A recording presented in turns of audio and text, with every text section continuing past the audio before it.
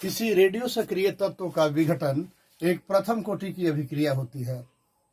The radio active disintegration is an example of first order reaction. तो प्रथम कोटि की अभिक्रिया होने के कारण उसके रेट कांस्टेंट के लिए, उसके दर नियतांक के लिए जो सूत्र लागू होगा वो k बराबर 2.303 by T log base 10 a by a minus x. इस सूत्र का जनरली हम लोग उपयोग करते हैं दर नियतांक ज्ञात करने के लिए। प्रथम कोटि की अभिक्रिया में दर नियतांक का मान ज्ञात करने के लिए k बराबर 2.303 बटा T log a by a minus x का उपयोग करते हैं। a है पदार्थ की प्रारंभिक मात्रा और a बटा एक्स दिए गए समय के बाद उसकी कुछ मात्रा विघटित होने के बाद बची हुई मात्रा है। a माइनस एक्स किसी निश्चित समय के बाद पदार्थ की जो कुछ मात्रा विघटित हो जाएगी उसके बाद कितना बचा रहेगा वो है। और यदि किसी रेडियो सक्रिय तत्व के विघटन के बाद कुछ समय के बाद उसकी मात्रा आपसे पूछी जा रही हो कि कितना मात्रा शेष बचेगा, तो इसका एक एक्सपोनेंशियल फॉर्म में एक समीकरण है, वो देखते हैं हम लोग। इसी को एक्सपोनेंशियल फॉर्म में बदल सकते हैं। किसी रेडियो सक्रिय तत्व का विखंडन हो रहा है तो दिए गए समय के बाद उसकी कितनी मात्रा शेष बचेगी, इसके लिए एक सूत्र का हम लोग यूज करते हैं। ए, छोटा ए भी ले सकते हैं। अगर इसको बड़ा ब्रैकेट में हम लोग घेर दें तो इसको पढ़ते हैं कंसंट्रेशन ऑफ ए का सांद्रण। तो ए का कितना सांद्रण बचा रहेगा, तो वो ए जीरो क्या है, तो ये शुरू में एट टाइम 0 उस रेडियो सक्रिय तत्व की मात्रा है।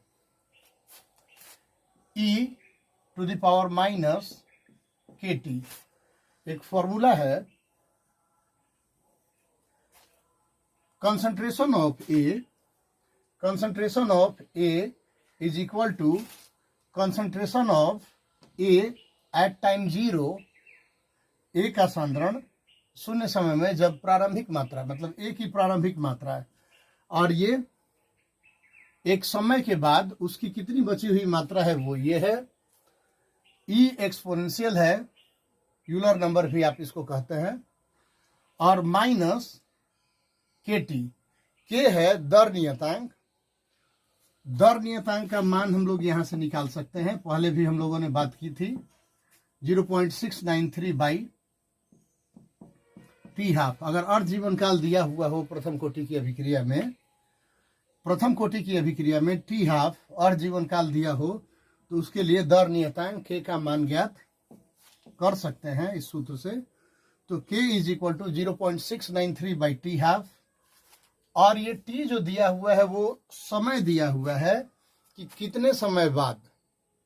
यदि आपसे प्रश्न पूछा जाए कि किसी रेडियो सक्रिय तत्व का अर्ध जीवन काल 1 साल है तो 4 वर्ष 3 महीना बाद उसकी कितनी मात्रा शेष बचेगी, तो 4 वर्ष 3 महीना टी की जगह के का मान इस सूत्र से निकालेंगे। टी हाफ का मान पता है 1 साल, और तब उस समय के बाद रेडियो सक्रिय तत्व की कितनी मात्रा बची रहेगी ये हम लोग इस फॉर्मूला के सहायता से, इस सूत्र की सहायता से ज्ञात कर सकते हैं। तो प्रथम कोटि की अभिक्रिया में दिए गए समय के पश्चात रेडियो सक्रिय तत्व का या अभिकारक का कितना मात्रा शेष बचा रह जाएगा वो निकालने के लिए सबसे फेमस समीकरण हम लोगों के पास है। Concentration of A is equal to concentration of A at time 0 e to the power minus kt। Exponential, rate constant, time given, initial concentration, final concentration, अंत में कितना बचा है। इस तरह से हम लोग बची हुई पदार्थ की मात्रा का निर्धारण कर सकते हैं। कोई भी टाइम दिया हो तो उसमें हम लोग बचे हुए पदार्थ की मात्रा का निर्धारण कर सकते हैं। जय हिंद।